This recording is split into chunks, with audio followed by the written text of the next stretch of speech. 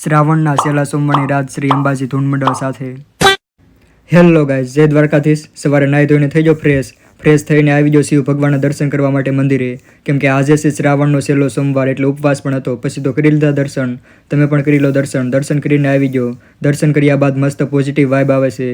કોમેન્ટમાં હર હર મહાદેવ લખી નાખો. પછી તો હું આવી જાઉં વિસ્યા. ચલતે ચલતે यूं ही कोई मिल गया. 9 વાગ્યાને ચાલીને આવી જાઓ સબ સેન્ટર. આજે તો અંકિતનું પ્રેઝન્ટેશન છે એટલે અંકિત આ કાકાને આરોગ્ય શિક્ષણ આપવા લાગ્યો. આફ્ટર 3 અવર્સ હું આવી ગયો કોલેજ. આ કોલેજના સ્ટુડન્ટ કરી નાખો કોમેન્ટ. પછી 5 વાગ્યે હું બેસી ગયો આ ભાઈની કારમાં. મસ્ત કારમાં બેસી ગયો ને આવી ગયો ઘરે.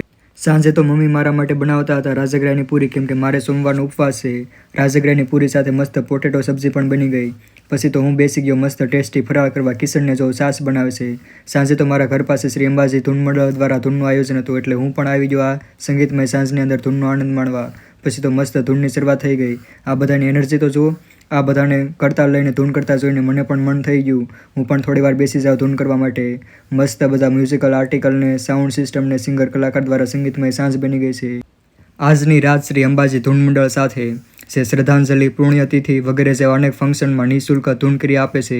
પછી લાસ્ટમાં તો મને અંબાજી માની આરતી કરવાનો પણ મોકો મળી ગયો. ફાઇનલી હું કરવા લાગ્યો અંબાજી માની આરતી. આજનો વ્લોગ આટલો જ. લાઇક ફોલો કરવાનું ના ભૂલતા.